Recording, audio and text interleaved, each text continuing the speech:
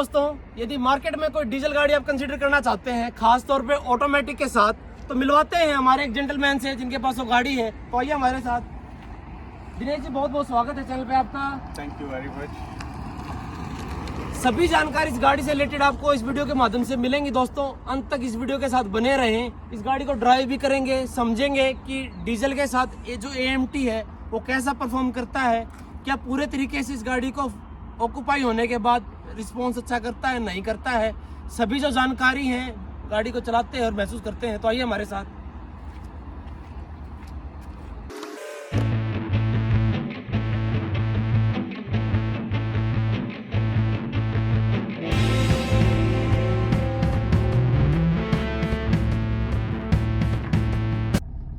तो दिनेश जी, ये गाड़ी आपने कब कंसिडर की थी? ये मैंने अक्टूबर 2018 के अंदर परचेज की थी। इसके साथ और कौन कौन सी गाड़ी आप देख रहे थे? इसके साथ में हमें CVT थी, आपकी वॉक्सवैगन MU थी, DSG गियर बॉक्स के साथ। तो लेकिन MU सबसे पहले MU को ही देखा था, लेकिन MU में रियर स्पेस बिल्कुल भी नहीं था। वहाँ पे आपके बिल्कुल लेग स्पेस ना के बराबर है। हाँ, ये तो है। दूसरी चीज फिर ये थी कि CVT में जाने से पहले इस गाड़ी की टेस्ट ड्राइव ली। टेस्ट ड्राइव लेने के बाद वो जो एक हरियाणवी लैंग्वेज में हम लोग कहते हैं कि स्वाद आ गया। अच्छा जी। तो वो जो स्वाद आने वाली चीज थी कि फिर तीसरी चीज इसके अंदर ये थी कि मैंने ये गाड़ी अपनी वाइफ के लिए लेनी थी, so that she can drive it to her office. Okay. तो दोस्तों, एक बात जरूर है, ऑटोमेटिक गाड़ी जैसे अगर क्राउडी प्लेस वगैरह में ज्यादा ड्राइव रहता है आपका, सिटी में कह लीजिए, या जहाँ पे ट्रैफिक ज्यादा है, तो AMT ले लीजिए या कोई भी ऑटोमेटिक हो, तो आपको सुविधा तो रहती है, क्योंकि आपकी जो क्लच वाला काम हो जाता है वो एक्चुएटर के जिम्मे हो जाता है। तो ये काफी अच्छे तरीके से सर ने हमें बताया है कि इसलिए इन्होंने गाड़ी को परचेज किया।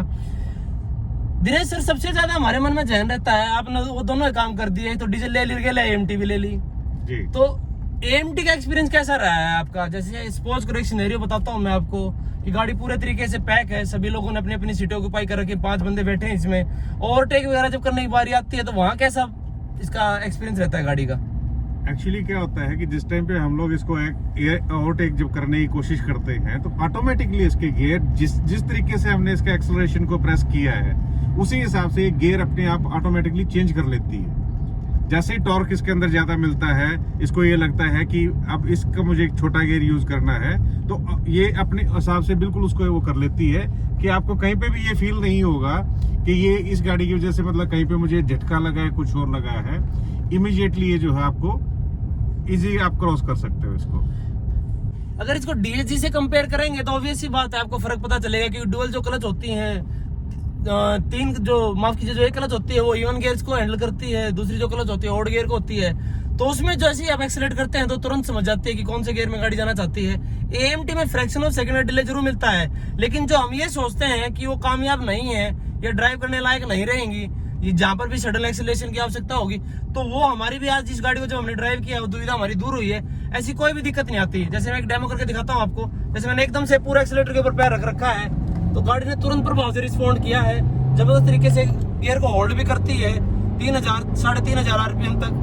तो किसी प्रकार की कोई भी दिक्कत आपको ओवरटेक या सडन एक्सेलरेशन में नहीं आने वाली है। तो आप इस प्रकार के यदि AMT से पीछे हटते हैं सोच के, तो ऐसी कोई दिक्कत आपको आएगी नहीं। सर, गाड़ी में कंफर्ट कैसा महसूस होता है? लंबी दूरी भी आपने तय की होगी कभी ना कभी, तो सीटा वगैरह कंफर्ट कैसा लगा इस गाड़ी का? अल्टीमेट है, सीट कंफर्ट इसका बहुत अच्छा है। रियर सीट भी बहुत कंफर्टेबल है। आप ड्राइव कर रहे हैं, you are sitting on the driver seat, आपको महसूस भी हो रहा होगा कि हाँ, एक अच्छी पोजीशन पे मैं बैठा हूँ, मुझे कहीं पे लेग स्पेस भी अच्छा मिल रहा है, और मेरा थाई सपोर्ट जो है वो भी अच्छा है। और इसमें मुझे कहीं पे भी ऐसा नहीं लगता है। I have driven it for 1400 kilometre regularly in the one go. Okay. दोस्तों, मारुति हमेशा से जानी जाती है बेहतरीन सीट बनाने के लिए, और वो बात बिल्कुल स्टिक बैठती है इस गाड़ी के साथ भी। बेहतरीन अंडर थाई सपोर्ट मिलता है आपको, जो बैक रेस्ट वगैरह है वो भी स्पॉट ऑन है। आगे वाली सीटों के लिए तो वैसे भी एडजस्टेबल रहता है वो, जैसे सर ने बताया है, पीछे वाली सीटों पे बिल्कुल स्पॉट ऑन है। इस गाड़ी का USP ये भी रहता है कि जिस हिसाब से इसको डिजाइन किया गया है, इसमें स्पेस मैनेजमेंट बहुत शानदार की गई है। आप पीछे देखें, मेरी height for reference 5 foot 10 inch है, सर की भी काफी डिसेंट हाइट है, उसके बावजूद भी उनको लेग स्पेस काफी बेहतरीन मिल रहा है। तो यदि 5 बंदे भी लगातार इस गाड़ी में ट्रैवल करने की कोशिश करेंगे तो उनको किसी प्रकार की कोई भी दिक्कत नहीं आएगी। बीच में टनल वगैरह भी नहीं है, बिल्कुल फ्लैट फ्लोर मिलता है आपको, तो ये भी काफी अच्छा प्लस पॉइंट रहता है इस गाड़ी के साथ। बाकी जो कुशनिंग है सीटों की, वो भी लाजवाब है, ना ही ज्यादा सॉफ्ट है ना ही ज्यादा हार्ड है, बिल्कुल परफेक्टली भारतीय कंडीशन के हिसाब से परफेक्टली सूट करती है वो। सर इसकी हैंडलिंग कैसी महसूस हुई आपको हाईवे वगैरह पे जब तेज रफ्तार में चलती है गाड़ी? बड़ी प्यारी हैंडलिंग है इसकी इसमें, क्योंकि मैं पहले भी डिजायर यूज करता था तो मेरे पास थी वो। मैंने सिर्फ उस गाड़ी को इसीलिए वो इसके साथ में एक्सचेंज किया क्योंकि उसके अंदर ABS नहीं था। इस गाड़ी के अंदर इन्होंने ABS दिया है। स्टेबिलिटी बहुत अच्छी है। ड्राइविंग आप एक बार इसमें इमरजेंसी ब्रेक लेके देखेंगे तो it stop as you want. Okay, क्योंकि डिजायर में सर काफी लोगों का ये शंका रहती थी कि डिजायर की ब्रेकिंग कमजोर है। एग्जैक्टली जो प्रीवियस वन थी उसके अंदर डिजायर की काफी ब्रेकिंग कम थी, लेकिन जब इसमें ABS इंट्रोड्यूस किया गया है, ड्यूल एयरबैग के साथ ये गाड़ी दी गई है, तो उसके बाद इसके अंदर सेफ्टी के मामले में कंपैरेटिवली थोड़ा सा बेटर हो गई उससे।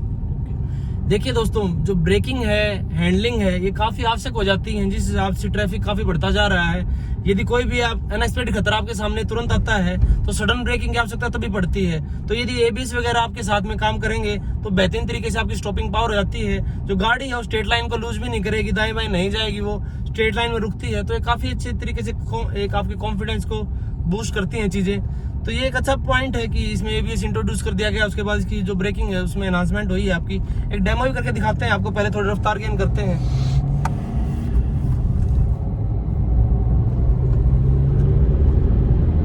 अभी 60 स्पीड पे है गाड़ी, तो एकदम से ब्रेक लेके देखते हैं।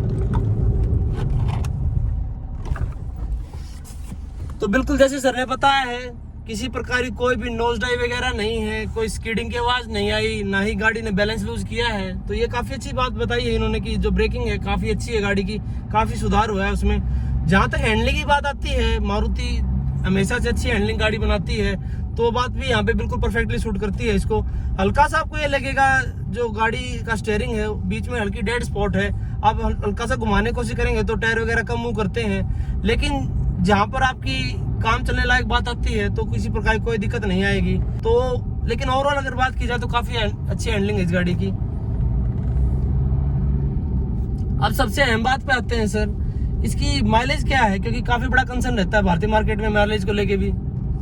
देखिए लोकल के अंदर इसके माइलेज जो रहती है वो 24 से 25 किलोमीटर पर लीटर की रहती है।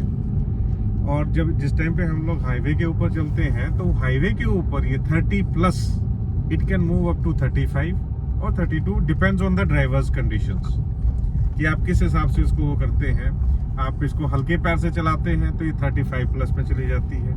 हल्का सा इसके अंदर ज्यादा आप एक्सेलरेशन के ऊपर पैर रखते हैं तो ये 30 के आसपास में रह जाती है, 32 के आसपास। सर अमेजिंग बात है सर, अगर इस टाइप की गाड़ी इतनी अच्छी तरीके से परफॉर्म करने वाली गाड़ी अगर 30+ की माइलेज निकाल के दे रही है तो मेरे हिसाब से तो रिकॉर्ड ब्रेकर एवरेज है दोस्तों।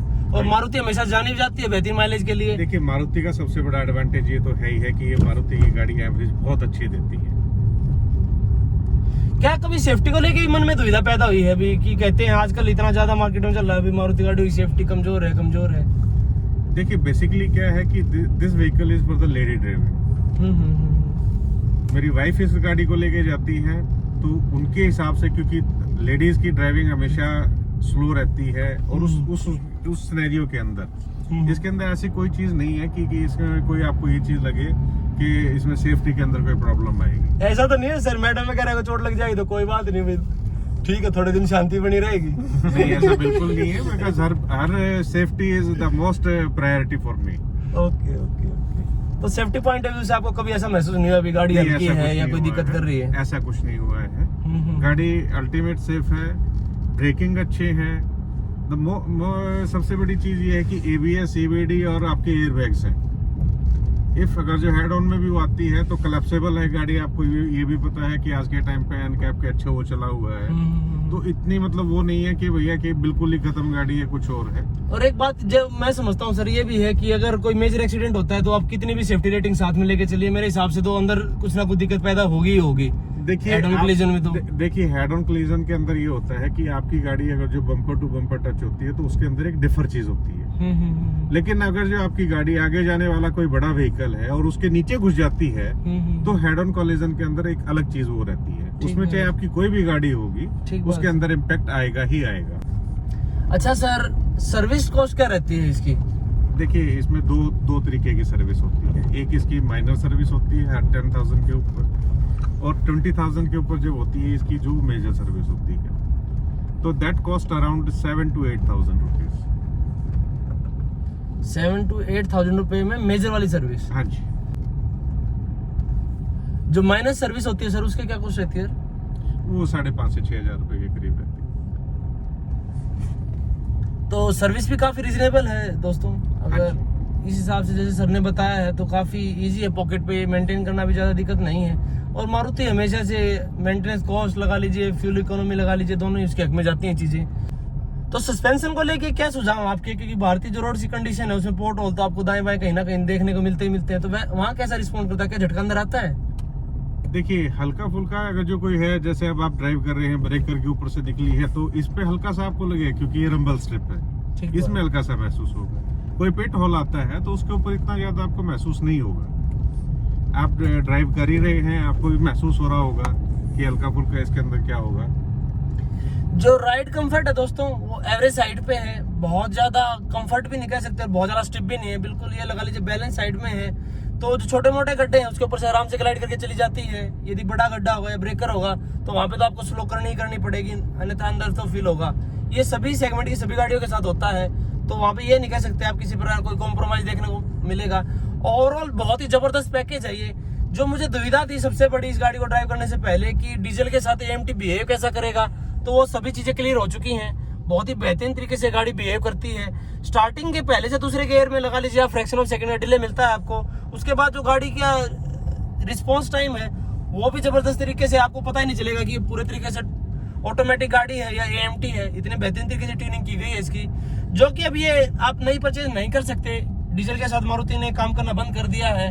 तो यदि सेकंड हैंड बायर के तौर पे आप इस वीडियो को देख रहे हैं या लेना चाहते हैं तो बिलीव कीजिए, गाड़ी की टेस्ट ड्राइव लेके देखिए, आपको बहुत ही पसंद आने वाली है गाड़ी। स्पेस भी अच्छा खासा दे रखा है, तो यदि फैमिली बड़ी है आपकी तो वो भी आसानी से एडजस्ट हो पाएगी। तो ये सभी चीजें इसके हक में जाते हैं। काफी अच्छी कॉस्ट वहाँ पे मार्केट के अंदर पड़े भी गई है, काफी इजी टू मेंटेन भी है। तो इस प्रकार की जानकारी रहेगी दोस्तों ये। यदि मेरी जानकारी आपको पसंद आई है तो वीडियो को लाइक करें, शेयर करें, और आगे भी इसी प्रकार की जानकारी लेने के लिए हमारे चैनल को सब्सक्राइब करना ना भूलें। धन्यवाद, जय हिंद।